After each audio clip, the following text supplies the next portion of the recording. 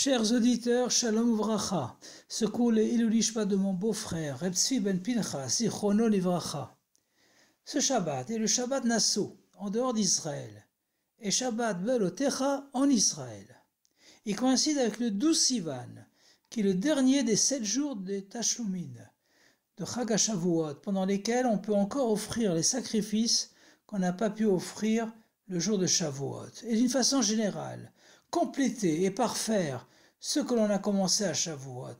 Tashlumin vient en effet du mot Shalem, complet et parfait. Ce sont des jours de joie, pendant lesquels on ne doit pas dire Tachanoun. Ce Shabbat, on commencera le deuxième cycle de l'étude des Perkei Avot, avec le premier chapitre, car il est bon de les étudier pendant les mois d'été jusqu'à Rosh Hashanah. On va approfondir le sujet de Shabbat Nassau en s'inspirant du Dvar Malchut de la Sikha du Rebbe de Shabbat Nassau, le 12 Sivan Tafshin Nun Aleph en 1991. Un juif doit étudier tous les jours la Torah, comme s'il avait reçu aujourd'hui. C'est pourquoi, dans la bénédiction sur la Torah, on utilise le présent Noten HaTorah, qui donne la Torah, car on la reçoit à nouveau chaque jour. D'une façon générale, le renouvellement du don de la Torah s'effectue chaque année à Chag HaShavuot, le jour de Matan Torah, comme la première fois au mont Sinaï, et c'est de ce jour que l'on puise les forces du renouvellement quotidien de la Torah. Et comme l'univers n'existe que grâce à la Torah, Hachem renouvelle aussi dans sa bonté chaque jour et de façon perpétuelle l'œuvre de la création. Amechadesh betuvo bechol yom tamid maaseh bereshit.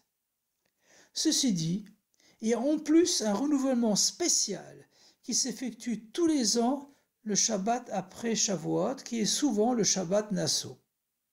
En effet, la paracha commence par les mots Nassau et Rosh, littéralement élever la tête.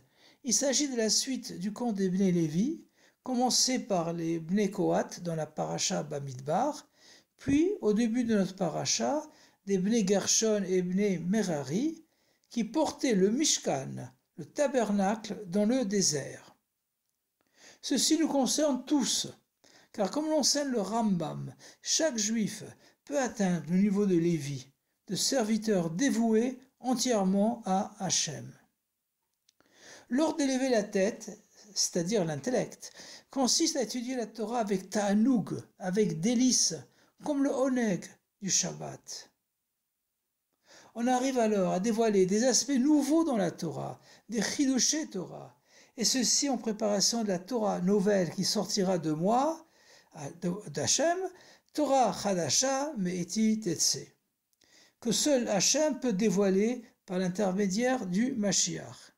Il ne s'agit pas d'un deuxième Matan Torah, car au mont Sinaï, Hachem a donné aussi à Moshe Rabbeinu la Torah du Mashiach, mais sous forme cachée et potentielle, et elle ne se dévoilera que dans l'ère messianique.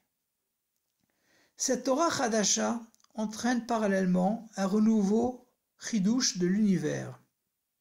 Comme l'affirme le prophète Yeshaya, le prophète de la Géoula, Isaïe chapitre 66, verset 22. Hashamayim achadashim va'aretz achadasha. Asher ani osé, les cieux nouveaux et la terre nouvelle que je ferai, que seul Hachem peut réaliser.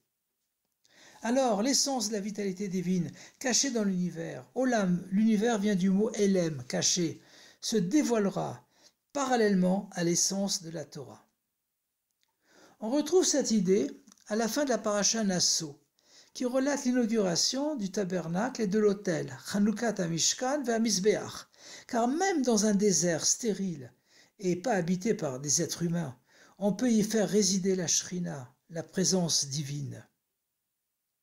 L'âme, la Neshama, a 5 niveaux, et le niveau supérieur, la Yechida, est en fait une étincelle de l'âme du Mashiach. Le renouvellement individuel de chaque Yechida entraîne le dévoilement de la Yechida collective générale du Mashiach. Et le dénombrement des Béné Israël, qui traduit l'affection qu'Hachem porte pour chaque juif, est celui de l'essence de chaque juif, de sa yechida. De même, à la fin de la paracha, tous les princes des tribus d'Israël offrent exactement les mêmes sacrifices, dans une union parfaite provenant de leur niveau de yechida, qui est le même chez chaque juif.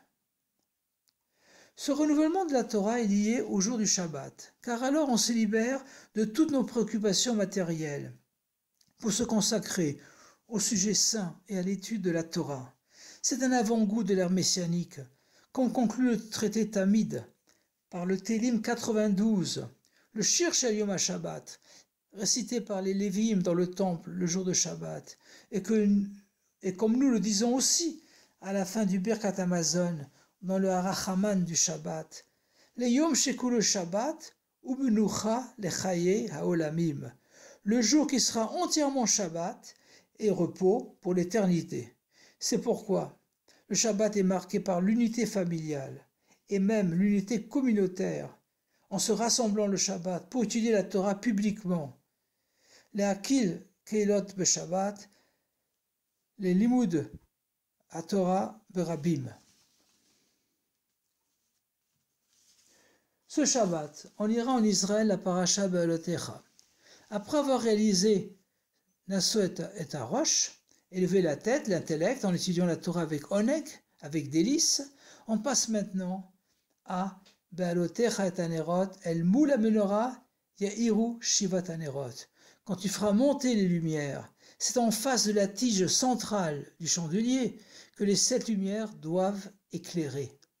En effet, le chidouche, la nouveauté du don de la Torah, n'est pas uniquement de se lever spirituellement, mais surtout d'éclairer par la Torah et les mitzvot sa part matérielle et son entourage.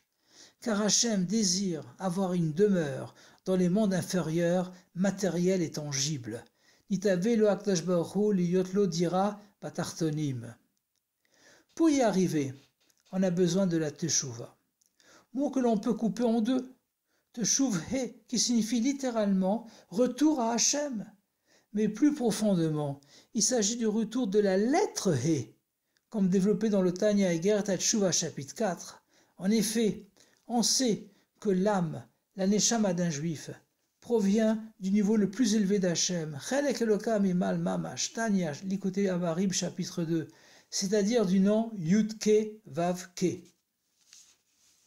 Le Yud, qui est comme un point, représente l'essence de la sagesse divine, la Chochma d'Hachem. Chochma d'Hachem qui est cachée, potentielle. Le premier He, l'être qui a des dimensions en longueur et en largeur, représente les mondes cachés de l'intellect, Bina, qui reçoivent cette sagesse. Le Vav, qui est un trait vers le bas et qui a pour gematria, pour valeur numérique 6, représente la descente dans les 6 sentiments, les 7 midot, Chesed, Gvura, Tiferet, Netzah, Hod et Yesod. Le deuxième He représente la sphira de Malchut, la parole d'Hachem, le He avec lequel Hachem crée les mondes dévoilés, y compris notre monde matériel. Lorsqu'on fait monter le deuxième He au Vav, on réalise la Teshuva inférieure, Teshuva Tatar. Et lorsqu'on fait monter le premier He au Yud, on réalise la Teshuva supérieure, Teshuva Ilaha. La paracha Be'alotecha met l'accent sur la Teshuva. En effet, c'est dans cette paracha, Bamidbar chapitre 9 verset 10, que Hachem donne la possibilité à ceux qui, le 14 Nissan, étaient Tamei Nefesh ou Beder Choka, impurs ou loin de Jérusalem, d'offrir le 14 Iyar, un mois plus tard, le Korban Pessah, l'agneau pascal. Le rabbi précédent, le rabbi Yosef Yitzhak, apprend de Pessah Sheni qu'il n'est jamais trop tard pour bien faire, que rien n'est perdu définitivement, qu'un juif qui est loin d'Hachem involontairement ou même volontairement peut faire teshuva. C'est aussi dans notre paracha qu'Hachem pardonne à Aaron HaKohen sa participation involontaire au veau d'or, au Egel HaZahav. En effet, lorsqu'Aaron a vu que sa tribu, celle de Lévi, ne participait pas aux offrandes des princes des autres tribus, lors de l'inauguration du Mishkan, du tabernacle, il a cru que c'était parce qu'Hachem ne lui avait pas pardonné la faute du veau d'or. Mais Hachem l'a rassuré. Non seulement sa teshuva a été acceptée, mais sa part est même supérieure à celle des autres princes, car leur offrande était exceptionnelle, ponctuelle, alors que faire monter les lumières de la Menorah s'effectuera quotidiennement et pour l'éternité par le Kohen Gadol dans le tabernacle puis dans le temple. On comprend pourquoi la paracha Balotera a 136 versets. Kouf lamed vav psukim. En effet, le mot kol, la voix, est une permutation des lettres Kouf lamed vav. Le Tzemar Tzedek, troisième rabbi de Chabad, précise que lire à haute voix stimule l'intellect et la concentration et la kavana, aussi bien dans l'étude de la Torah que dans la tfila, dans la prière, et favorise la teshuva. Dans le Marzor, le rituel de Rosh Hashanah et de Yom Kippour, dans la Chazara du Moussaf, on affirme à haute voix que Utshuva, Utfila, Utzdaka, Mavirin et Roa Gzera. Le retour à Hachem, la prière et la justice, la tzedaka, enlèvent les mauvais décrets. Or, au-dessus de ces trois mots, il est écrit respectivement Tsom, Kol, Mammon, le jeûne, la voix et l'argent. Et il est intéressant de remarquer que ces trois mots, Tsom, Kol et Mammon, ont la même gematria, la même valeur numérique 136, nombre de versets de notre paracha, et qui est le nombre secret de la teshuva. D'ailleurs, 136 est égal à 8 fois 17, et 17 est la gematria du mot tov, le bon, et 8 représente le surnaturel, qui est au-dessus du chiffre 7, du naturel. En effet, la force de la teshuva est vraiment bonne et surnaturelle, car elle nous permet non seulement de réparer nos fautes passées et celles des générations antérieures, mais même de transformer nos fautes volontaires en mérite. Le rabbi désigne les élèves des Yeshivot Chabad, les Tmimim, par le nom de Nerot Leahir, des bougies qui éclairent, et insiste que Be'alotecha ne signifie pas allumer, mais faire monter la flamme d'un juif, jusqu'à ce qu'elle devienne indépendante. Comme l'explique Rashi, Shalhevet Ola Me'eleya, approfondissant ces trois mots, Shalhevet, une flamme. Pour éclairer, on a besoin d'un kéli, d'un récipient, du shamen, de l'huile, un ptil, une mèche, et bien sûr du hesh, du feu. Le kéli, le récipient, c'est le corps. Le shamen, l'huile, c'est les mitzvot. Le ptil, la mèche, c'est la neshama. Et le hesh, le feu, c'est la Torah. Et comme on doit allumer tout son entourage, et pas seulement soi-même et ses proches, on doit veiller à ce que chacun devienne une grande flamme, une shalhevet, et pas rester une petite lumière. Ola, montez. Veillez aussi à ne pas progresser uniquement en longueur et largeur, c'est-à-dire en restant toujours au même niveau, holech, mais aspirer à accéder à des hauteurs supérieures, en progressant de victoire en victoire, mechaïl lechaïl. Mais Eleya d'elle-même, allumée, jusqu'à ce que la flamme devienne sa nature et l'essence de son existence, de façon permanente, sans intervention extérieure. Que nous méritions en pratiquant, en participant à toutes les Mifsaïm Akdoshim, à toutes les campagnes du Rabbi, et en particulier d'étudier et vivre Mashiach Goula, qu'à nouveau la Menorah à 7 branches éclaire l'univers entier dans le 3e Beit HaMikdash, avec le dévoilement du Rabbi Melech HaMashiach Techef Umiyad Mamash, Yechi Adonenu Moreinu V'Rabbeinu Melech HaMashiach Olam Va'ed, Shabbat Shalom, Akut Shabbos.